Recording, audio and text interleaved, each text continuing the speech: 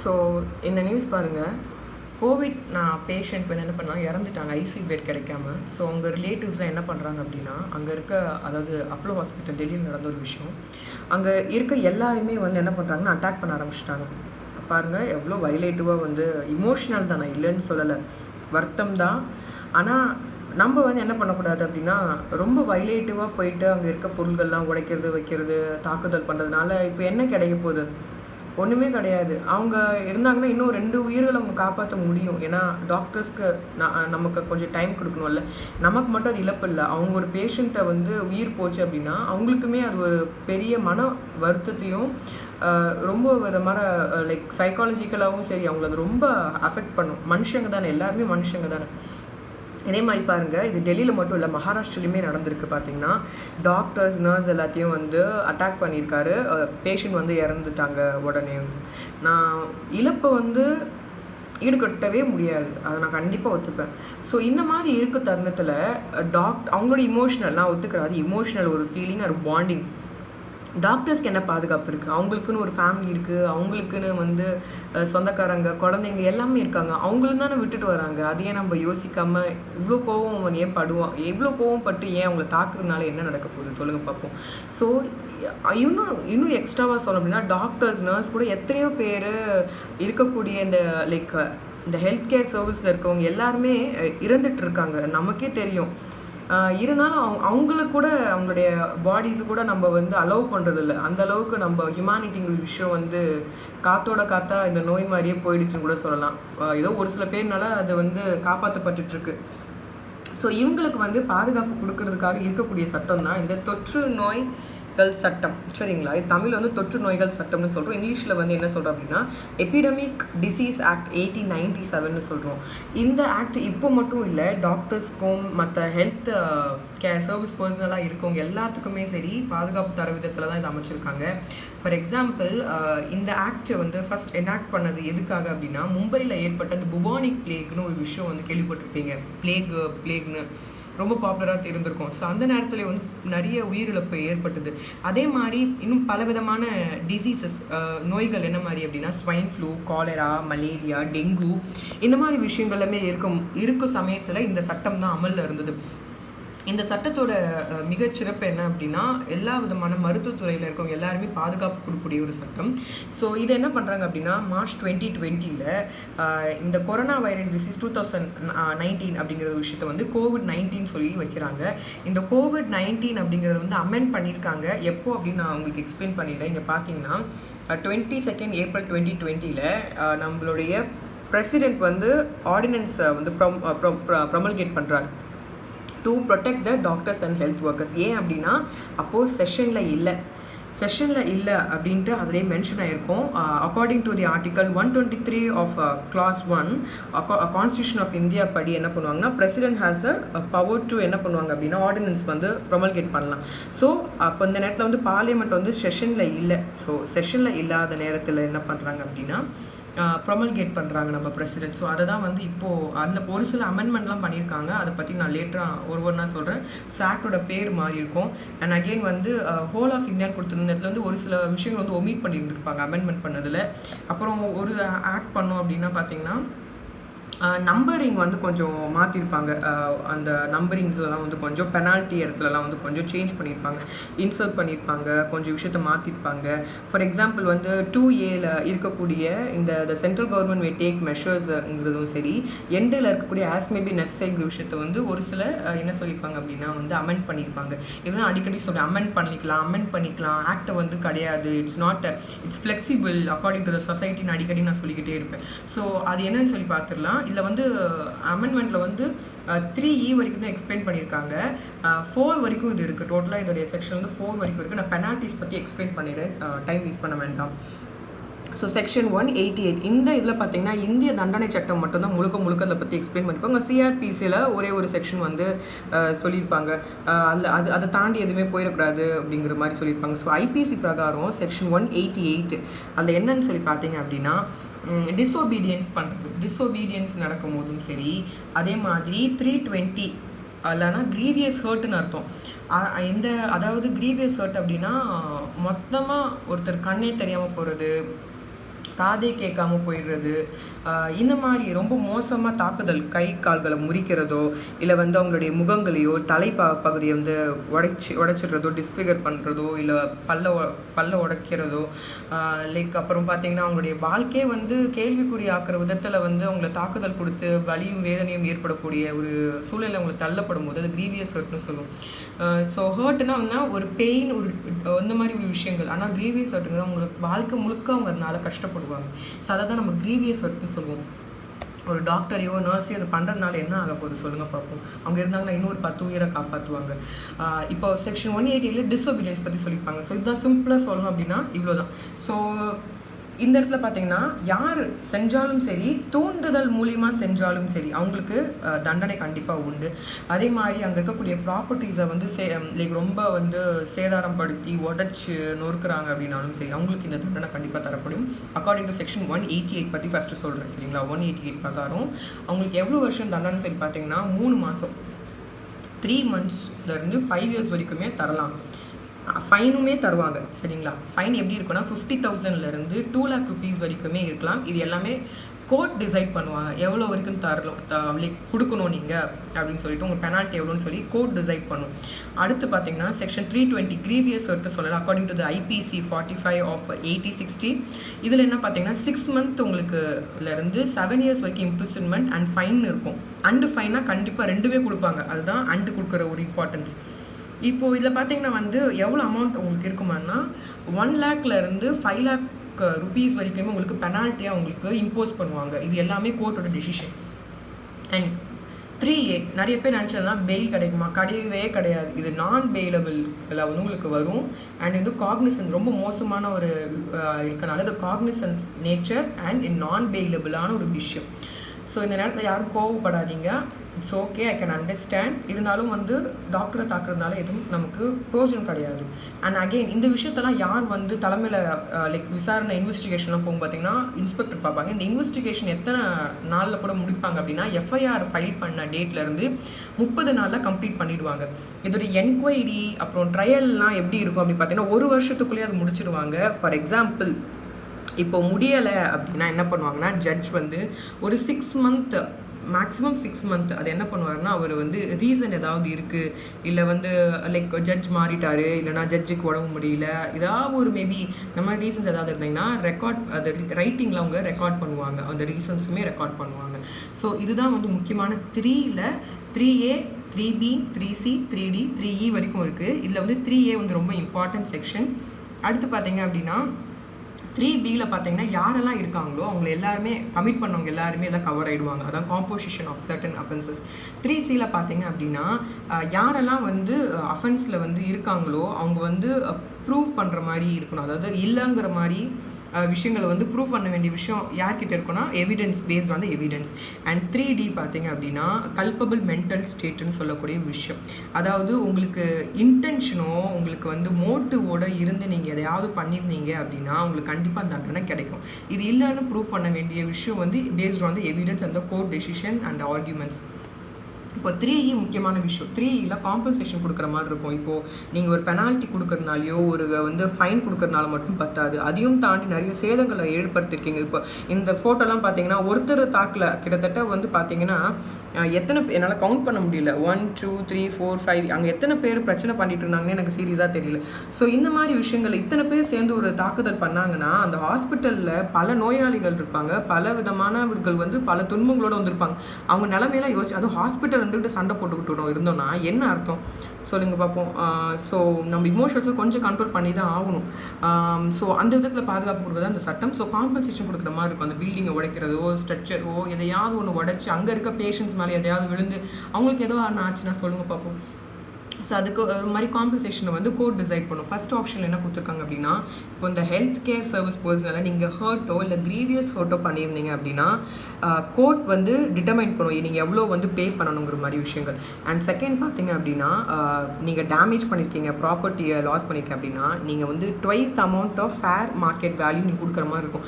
இப்போ ஒரு பொருளோட விலை வந்து ₹1 வச்சுக்கோங்களேன், அப்போ நீங்கள் ட்வைஸ்னால் ₹2 அந்த மாதிரி கோர்ட் உங்களுக்கு முடிவு பண்ணும். ட்வைஸ் அமௌண்ட்னா என்ன அமௌண்ட்டுன்னு சொல்லி கோர்ட் டிசைட் பண்ணும். ஸோ ட்வைஸ் த அமௌண்ட்டாக நீங்கள் வந்து பே பண்ணுற மாதிரி இருக்கும். அண்ட் அகெயின் வந்து இப்போது ஃபார் எக்ஸாம்பிள் இப்போ நீங்கள் கட்டலை சரிங்களா, கட்டாமல் இருக்கிறீங்க அப்படின்னா என்ன பண்ணுவாங்க அப்படின்னா, அரியர் ஆஃப் லேண்ட் ரெவென்யூவில் வர கான்செப்ட் எதில் இருக்குது அப்படின்னா அதாவது ரெவென்யூ ரெக்கவரி ஆக்ட் 1890 இருக்குது. Revenue recovery act 1890 arrear of land அரியர்னு சொல்லிட்டு ரெவென்யூன்னு சொல்லிட்டு உங்ககிட்ட வாங்கிடுவாங்க. ஸோ அரியர்ஸில் வாங்குற மாதிரி உங்களை கலெக்ட் பண்ணிடுவாங்க. ஸோ நீங்கள் எஸ்கேப்பே ஆக முடியாது.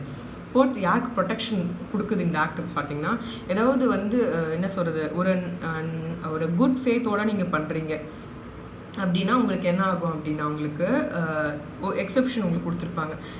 குட் ஃபேத்னா என்னன்னு சொன்னோம் அப்படின்னா வந்து ஒரு நல்ல எண்ணத்துடன் நீங்கள் செய்கிற செயல்கள் எல்லாமே வந்து குட் ஃபேத்தில் உங்களுக்கு அடங்கிடும். ஸோ அண்ட் அகெயின் இந்த ஆக்டோட காம்போசிஷன் உங்களுக்கு சொல்லிடுறேன்.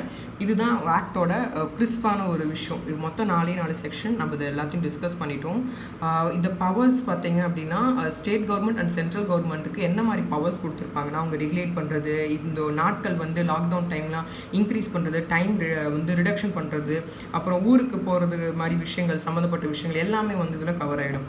ஓகேங்களா, இதுதான் பவர்ஸ் கொடுத்துறத பற்றி செக்ஷன் சொல்கிறது தான் வந்து 2A 2Bயில் சொல்லியிருப்பாங்க. 2Bயில் வந்து எதுவுமே ப்ராஹிபிட் பண்ணக்கூடிய விஷயங்கள், செய்யக்கூடாத விஷயங்கள், அதாவது தாக்குதல் பண்ணக்கூடாதுன்னு சொன்ன விஷயம் வந்து 2B சரிங்களா. இப்போது நான் இன்னும் டெஃபினிஷன் பார்த்தீங்கன்னா, ஆக்ட் ஆஃப் வயலன்ஸ்னால் வன்முறையில் ஈடுபடுறது, வைக்கிறது, அடிக்கிறது, உதைக்கிறது, அந்த ப்ரிமிசஸில் அந்த ஹாஸ்பிட்டல் ப்ரிமிஸில் பண்ணாலும் சரி, இல்லை டாக்டரை வந்து வேலை செய்யாமல் தடுக்கும் விதத்தில் நடந்துக்கிட்டாலும் சரி, இதெல்லாமே வைலன்ஸில் வந்துடும். அங்கே இருக்க பொருட்கள் சேதனப்படுத்துறது, இல்லை கிளினிக்கல் எஸ்டாப்ளிஷ்மெண்ட். இந்த இடத்துல கிளினிக்கல் எஸ்டாப்ளிஷ்மெண்ட் என்ன சொல்கிறாங்க அப்படின்னா, எல்லாமே கவர் ஆகிடும். இப்போ ஃபார் எக்ஸாம்பிள், இப்போ டாக்டர் வந்து தனி கிளினிக் வச்சுருந்தாலும் சரி, இல்லை வந்து டாக்டர் வந்து ஒரு என்ன சொல்கிறது, ஒரு கவர்மெண்ட் இருக்கலாம், இல்லை வந்து டிபார்ட்மெண்ட் அடங்கிய ஒரு விஷயமா இருக்கலாம், ஒரு ட்ரஸ்ட், அதாவது ப்ரைவேட்டோ பப்ளிக்கோ யார் வேணால் நடத்தியிருக்கலாம், கார்பரேஷனாக இருக்கலாம். அதாவது ரெஜிஸ்டர் எதில் பண்ணியிருக்காது, சென்ட்ரல், ப்ரொவின்ஷனல், ஸ்டேட் ஆக்டில் ஓன் பண்ணதோ இல்லை கவர்மெண்ட் ஓன் பண்ணாதோ எதுவாக வேணால் இருக்கலாம். அண்ட் அகெயின் லோக்கல் அத்தாரிட்டியாக இருக்கலாம், எதாக வேணால் இருக்கலாம். ஃபார் எக்ஸாம்பிள், ஹாஸ்பிட்டல் மட்டும் கிடையாது, அங்கே இருக்கக்கூடிய கிளினிக், சானிட்டோரியம், இன்ஸ்டிடியூஷன் எதுவாக வேணால் இருக்கலாம். ஒரு டயக்னோஸ் பண்ணுறதுக்கோ, ட்ரீட்மெண்ட் கொடுக்கறதுக்கோ, ஒரு என்ன சொல்கிறது, ஒரு நோயாளிகளுக்கு வந்து பார்த்துக்கிற விதமாக இருக்கக்கூடிய ஒரு செட்டப்பாக இருக்கட்டும், இல்லை வந்து என்ன சொல்கிறது, அங்கே இருக்கக்கூடிய பேஷண்ட்ஸோ யாராக வேணா இருக்கட்டும், அவங்க எல்லாருமே அந்த இடத்துல வந்து என்ன ஆயிடுறாங்கன்னா அந்த கவர் ஆகிடுவாங்க, ஆட்டோமேட்டிக்காக கவர் ஆகிடுவாங்க. அண்ட் அகெயின் இது பார்த்திங்க அப்படின்னா, pathological, bacteriological, genetic, radiological, chemical, biological investigation, diagnosis, investigative service, இல்லை ஒரு லெப்ராட்டரி, இல்லை அதர் மெடிக்கல் எக்யூப்மெண்ட்ஸ் எதுவாக இருந்தாலும் இது எல்லாமே வந்து என்ன அப்படின்னா மெயின்டைன் பண்ணி அட்மினிஸ்ட்ரேட் பண்ணுறாங்கன்னா அது வந்து கிளினிக்கல் எஸ்டாப்ளிஷ்மெண்ட் ஆகிடும். ஸோ ஹாஸ்பிட்டல் மட்டும் கிடையாது, மெட்டர்னிட்டி ஹோம் இருக்குது, நர்சிங் ஹோம் இருக்குது, டிஸ்பென்சரி இருக்குது, எல்லாமே வந்து கிளினிக்கல் இதை நீங்கள் எதை தாக்கினாலுமே சரி, அது என்ன ஆயிடும் அப்படின்னா வந்து ஆக்ட் ஆஃப் வயலன்ஸில் அது கவர் ஆகிடும். அதுதான் இங்கே வந்து கொடுத்துருப்பாங்க, கிளினிக்கல் எஸ்டாப்ளிஷ்மெண்ட் ஆர் அதர்வைஸ் அப்படின்னு சொல்லி கொடுத்துருப்பாங்க. அண்ட் ப்ராப்பர்ட்டி, டாக்குமெண்ட்ஸ் எந்த இது இருந்தாலும் சரி. And again health care service பர்சனெல்லாம் யாருன்னு சொல்லி பார்த்தீங்கன்னா, நான் ஆல்ரெடி சொன்ன மாதிரி doctors, nurse, paramedical worker, community health worker, இவங்க மட்டும் இல்லாமல் இந்த நோயை வந்து தடுக்கிற விதத்தில் நிறைய பேர் நிறைய முயற்சிகள் எடுத்துகிட்டு இருப்பாங்க. அந்த நபரும் இருந்தாலும் அவங்களும் இல்லை ஹெல்த் கேர் சர்வீஸ் பர்சனலாக அமைவார்கள். அண்ட் அகெயின் ஸ்டேட் கவர்மெண்ட்டோட நோட்டிஃபிகேஷனில் என்ன பண்ண அஃபிஷியல் கெசெட்டில் கொடுக்குறாங்க, இந்த மெம்பர்ஸ்லாம் வந்து லைக் ஹெல்த் கேர் பர்சனல் அப்படி கொடுத்தாங்கன்னா அவங்களுமே கவர் ஆவாங்க. அண்ட் ப்ராப்பர்ட்டி நான் முன்னாடியே சொல்லிட்டேன், இந்த clinical establishment registration and regulation act 2010 படி, அதாவது 23 of 2010 வரக்கூடிய எல்லாமே விஷயம் வந்து ப்ராப்பர்ட்டி. அண்ட் அகெயின் பார்த்தீங்கன்னா, இப்போ குவாரண்டைனுக்கு, ஐசோலேஷனுக்குலாம் பெட்ஸ், நார்மல் பெட்ஸ் எல்லாம் கொடுத்துருக்காங்க, அது இடம்லாம் கொடுத்துருக்காங்க, அதுவுமே கூட என்ன ப்ராப்பர்ட்டி தான். அப்புறம் வந்து ஆம்புலன்ஸ் மாதிரி ஒரு பெரிய வண்டி வந்து மூவ் பண்ணிகிட்டே இருக்கும், மொபைல் மெடிக்கல் யூனிட்னு அதுக்கு பேர் சொல்லுவாங்க, மூவ் பண்ணிக்கிட்டே இருக்கும் உள்ள வெஹிக்கிள் வந்து, அதுக்காகவே எல்லாம் கேம்ப் போட்டிருப்பாங்க, வச்சுருப்பாங்க, எல்லாம் எது இருந்தாலுமே இதில் வந்து ப்ராப்பர்ட்டியில் வந்து அடங்கிடும். அண்ட் இது போக மற்ற விஷயங்களும் வந்து எபிடமிக்காக ரெடி பண்ண அந்த பேரழிவு சொல்கிறாங்க, பேண்டமிக், அந்த டைமில் எபிடமிக் டைமில் வந்து இது யூஸ் பண்ணிப்பாங்க, அந்த தொற்று நோய்கள் இருக்கும்போது. அண்ட் டீல் என்ன சொல்கிறாங்கன்னா, இதில் ஒரு சிலது டிஃபைன் பண்ணாமல் இருக்கிற விஷயத்த வந்து எங்கே டிஃபைன் பண்ணியிருக்காங்க அப்படின்னா, நம்ம செக் பண்ணிக்கணும் அப்படின்னா, Indian ports act 1908, aircraft act 1934, land ports authority of India act 2010, இதிலெல்லாம் வந்து நம்ம ஒரு சில மீனிங் புரியாத வந்து நம்ம அதில் வந்து நீங்கள் பார்த்துக்கோங்க அப்படின்னு சொல்லிட்டு அண்ட் கொடுத்துருக்காங்க. நான் முன்னாடி சொன்ன மாதிரி 2 வந்து ஸ்டேட் கவர்மெண்ட் பற்றி சொல்லியிருப்பாங்க, அவங்க வந்து இந்த தருணங்களை நார்மல் ஆக்ட் வச்சு பண்ண முடியாது முடியாத தருணங்களை இந்த ஆக்ட் வந்து பயன்படுத்திக்கலாம் அப்படின்னு சொல்லி கொடுத்துருப்பாங்க. இவங்க வந்து நோட்டீஸ் கொடுப்பாங்க. பப்ளிக் வந்து என்ன பண்ணுவாங்க அப்படின்னா அப்பப்போ வந்து அவங்க என்ன பண்ணுவாங்கன்னா பப்ளிக் நோட்டீஸ் கொடுப்பாங்க. ஸோ அந்த நோட்டீஸை நம்ம அப்போ பார்த்துக்கணும்.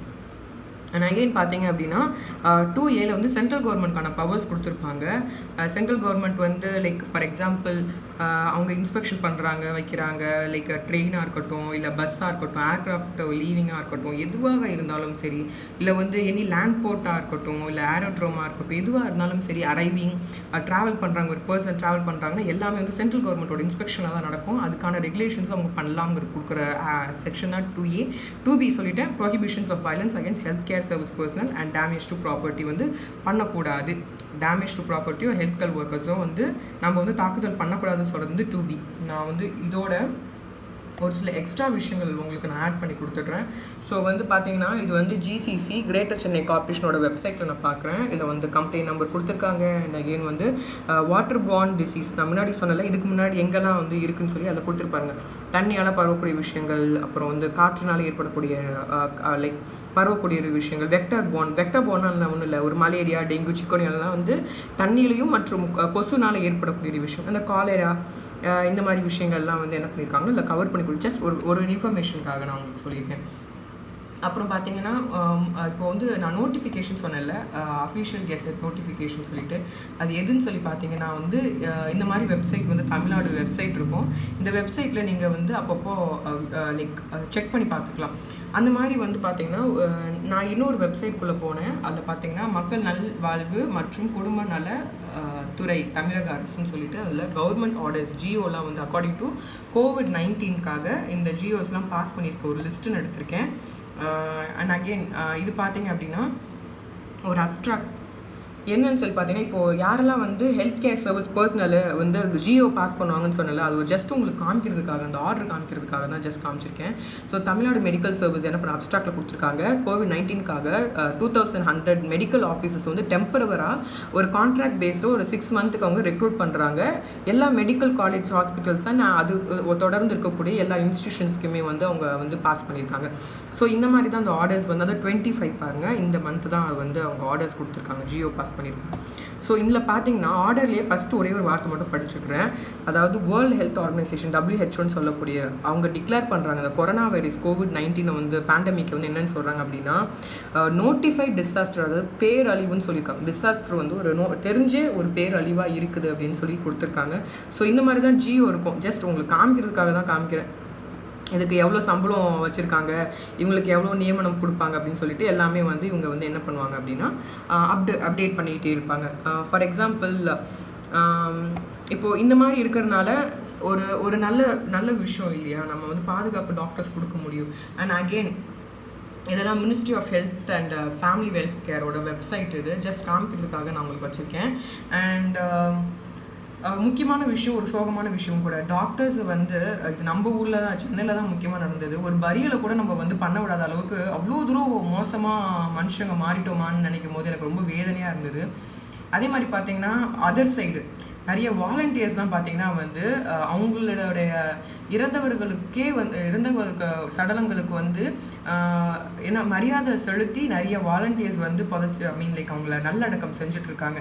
பாருங்க மனிதர்கள் எவ்வளோ வித்தியாசம். ஒருத்தவங்க நல்லவங்க, ஒருத்தவங்க வேண்டான்னு சொன்னால் ஒருத்தவங்க வந்து அதை பாராட்டு விதத்தில் நிறைய NGOs, நிறைய ஆர்கனைசேஷன் COVID-19 டைமில் சாப்பாடு கொடுக்குறாங்க, நிறைய உதவிகள் செஞ்சிட்ருக்காங்க, நிறைய ஆஃபர்ஸ் பண்ணுறாங்க, நிறைய லிங்க்ஸ். ஃபார் எக்ஸாம்பிள் இது பர்டிகுலராக சொன்ன அந்த சென்னை வாலண்டியர்ஸ் சொல்கிறவங்க வந்து எல்லா விதமான வெப்சைட்ஸுமே இன்க்ளூட் பண்ணி கொடுத்துருக்காங்க. ஸோ நிறைய ஆழ்வர்கள் நிறைய பேர் இருக்கிறாங்க. அண்ட் அகெயின் முக்கியமாக சொல்லணும் அப்படின்னா பாஸ் ஒரு பெரிய ஒரு பிரச்சனையும் கூட.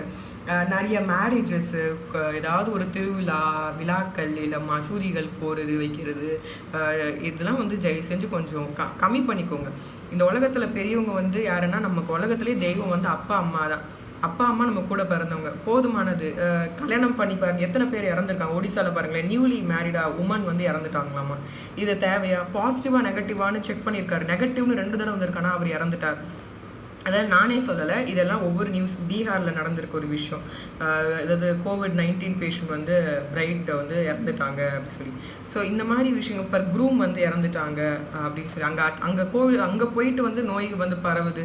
ஸோ இந்த மாதிரி விஷயங்கள்லாம் இவ்வளோ சந்தோஷமாக இருக்கும் போது நம்ம வந்து திருமணங்கள் செய்யக்கூடிய விஷயம். ஆனால் உலகமே ஒரு என்ன சொல்கிறது, ஒரு தொற்றால் இருக்கும் போது உறவினர்களும் கூப்பிட்டு பாவம் அவங்களுக்கும் தொற்று ஏற்பட்டு அவங்களும் கஷ்டப்பட்டு அவதிப்பட்டு பெட்டு கிடைக்காம ஆக்சிஜன் சிலிண்டர்ஸ் கிடைக்காம அலையிறது ரொம்ப கஷ்டம். அதுவும் முக்கியமாக ஹாஸ்டலில் இருக்கவங்க, பிஜி ஹாஸ்டலில் இருக்கவங்களாம் தயவு செஞ்சு மனுஷங்களாம் எல்லாருமே ட்ரீட் பண்ணுங்கள்.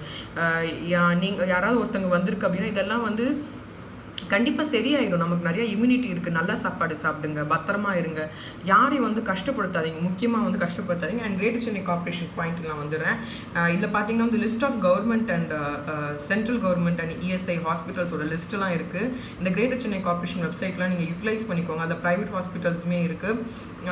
இது போக வந்து எல்லாரையுமே வந்து ஃபஸ்ட்டு வந்து நம்ம தப்பாவோ கோபத்தினால வந்து வார்த்தைகளை விட்டுறக்கூடாது. அதில் கொஞ்சம் நம்ம எப்பயுமே கவனமாக இருக்கணும். இந்த எபிடமிக் ஆக்ட் வந்து இருக்குன்னு சொல்லிட்டு உங்களுடைய சக ஃப்ரெண்ட்ஸ் யாராவது வந்து டாக்டராகவோ நர்ஸாகவோ இருக்கிறாங்க, அவங்களுக்கு இந்த மாதிரி ஏதாவது ஒரு அட்டாக்கோ ஒரு பிரச்சனையோ ஒரு வைலன்ஸோ என்ன சொல்கிறது ஒரு கலவரமோ ஏற்படுத்த விதத்தில் யாராவது நடந்துக்கிட்டாங்கன்னா இந்த மாதிரி ஒரு சட்டம் இருக்குது. கண்டிப்பாக எஃப்ஐஆர் ஃபைல் பண்ணலாம். கண்டிப்பாக இன்ஸ்பெக்டர் ரேங்க்கில் உங்களுக்கு கண்டிப்பாக ஹெல்ப் பண்ணுவாங்க. ஒரு வருஷத்துக்குள்ளே இது முடிஞ்சிடும். ரொம்ப ஃபாஸ்ட்டாக ஸ்பீடியான ஒரு விஷயம் இது. ஸோ இதை நல்லா ஞாபகம் வச்சுக்கோங்க. ஸ்டே சேஃப், வீட்டிலே இருங்க, ரொம்ப அதிகமாக கூட்டத்தில் சுற்றாதீங்க. தேங்க்யூ.